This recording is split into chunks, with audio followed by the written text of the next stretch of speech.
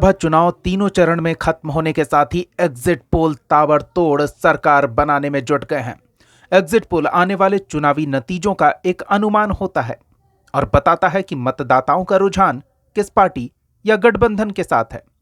News channel तमाम सर्वे एजेंसियों के साथ मिलकर यह काम करते हैं। ये सर्वे कई बार नतीजों से बिल्कुल मेल खाते हैं तो कभी उनके उलट होते हैं। ऐसे में एग्जिट पोल की पूरी प्रक्रिया समझिए आप। एक न्यूज चैनल के साथ सीएसडीएस के निदेशक संजय कुमार ने अपने इंटरव्यू में कहा कि एग्जिट पोल को लेकर जो धारणा है वो ये है कि जो मतदाता वोट देकर पोलिंग बूथ से बाहर निकलते हैं उनसे बात की जाती है। सर्वे में कई सवाल मतदाता से पूछे जाते हैं, लेकिन उनमें सबसे अहम सवाल होता है, आपने वोट किसे दिया। हजारों मतदाताओं के इंटरव्यू करके आंकड़े जुटाए जाते हैं।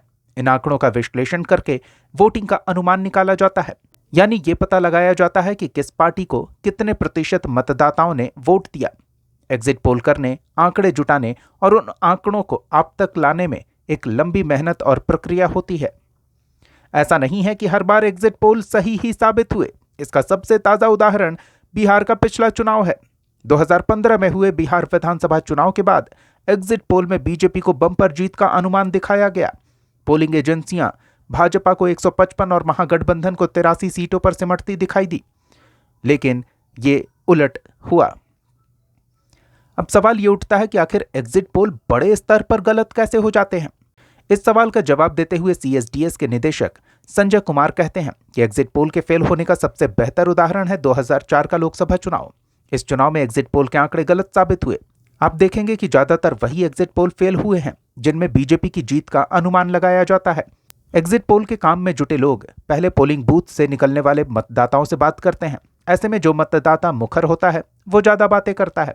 सर्वे करने वालों को इस बात का खास ख्याल रखना चाहिए कि वो हर तबके के मतदाताओं से बात करे, क्योंकि अमूमन शहरी मतदाता बीजेपी का पक्षधर माना जाता है।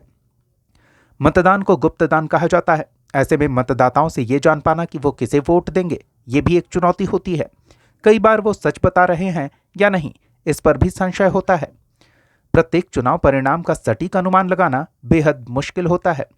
संजय कुमार मानते हैं कि कभी कभी एग्जिट पोल गलत होते हैं, लेकिन इन्हें ऐसे समझना चाहिए कि अगर नतीजों में एग्जिट पोल की सीटें सटीक नहीं भी आई, लेकिन रुझान उसी तरफ आया तो उसे गलत नहीं कहना चाहिए, बल्कि वो भी सही एग्जिट पोल ही माना जाएगा।